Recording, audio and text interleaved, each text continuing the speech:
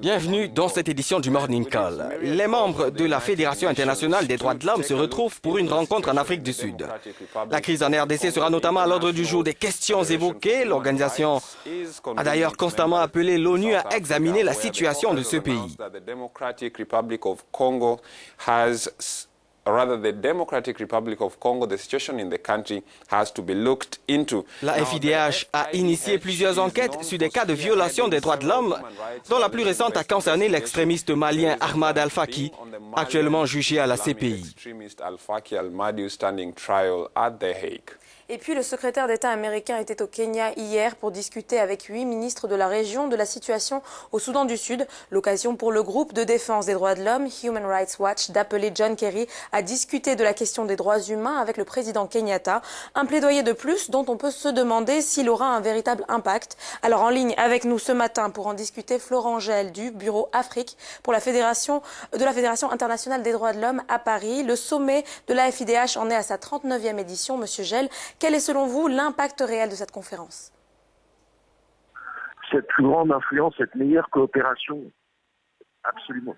Cette plus grande influence, cette plus grande coopération, c'est le rôle même de la FIDH qui compte à elle-même 178 organisations membres à travers le monde dans plus de 120 pays.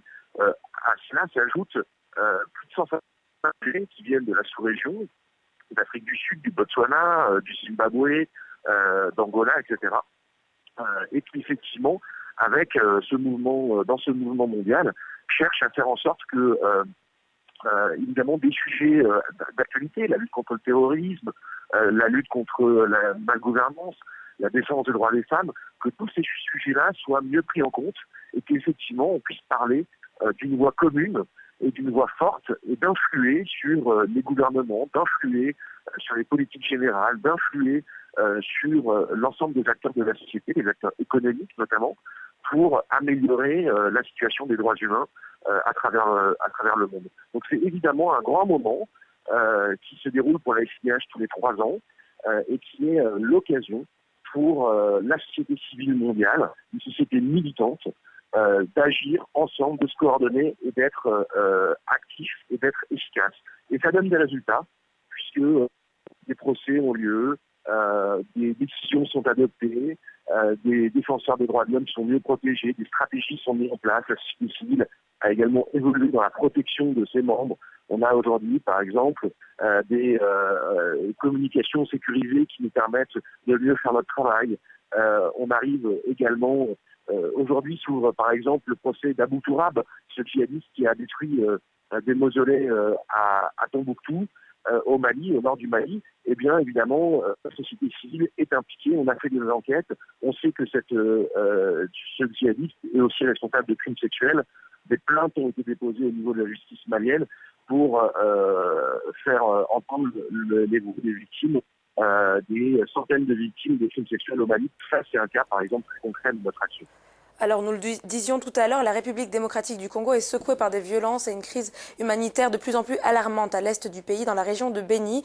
On a l'impression que sur place, la société civile se bat un peu toute seule.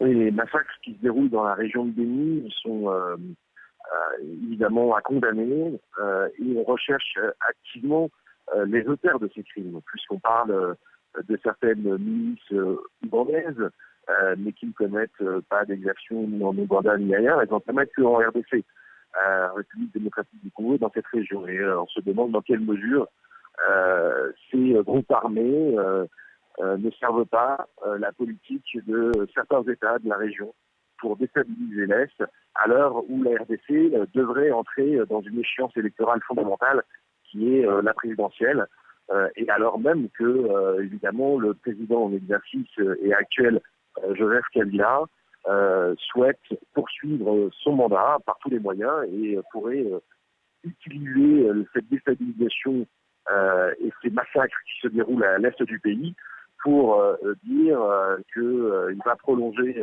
son mandat le temps d'organiser des élections de façon apaisée dans cette région.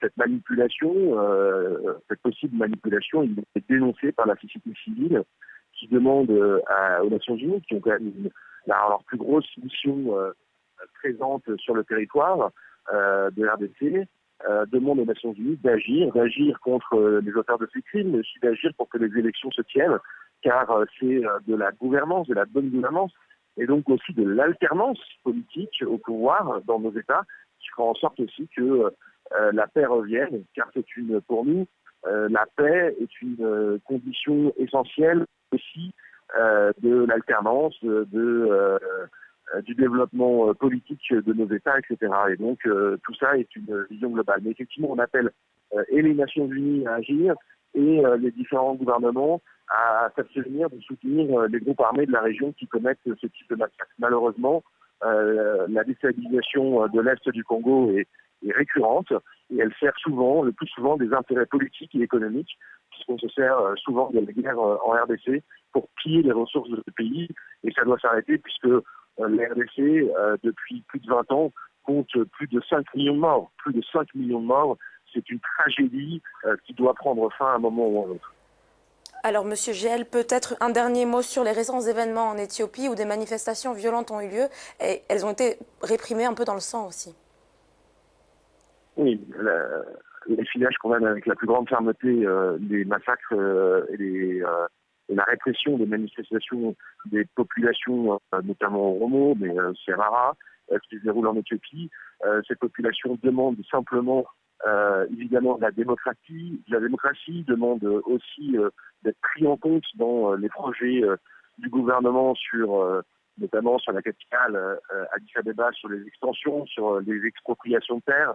Donc il faut évidemment absolument que le gouvernement éthiopien entende ces populations et puisse faire accéder ces populations à plus de démocratie, c'est-à-dire d'arrêter de dérouler des élections qui sont systématiquement réprimées depuis plus de 10 ans. On se souvient des répressions en 2008, notamment de l'opposition. Et donc, le gouvernement américain doit entendre les revendications de ses propres populations et d'arrêter évidemment cette répression, puisque je le répète aujourd'hui, plus de 150 personnes, voire entre 150 et 400 personnes, selon les différentes estimations, auraient été tuées déjà en Éthiopie depuis le mois de décembre. Et donc, on voit là que c'est une grave répression qui doit s'arrêter, alors que l'Éthiopie a les moyens de gérer son développement et une plus grande démocratisation de son régime. Le gouvernement doit effectivement entendre sa propre population aujourd'hui.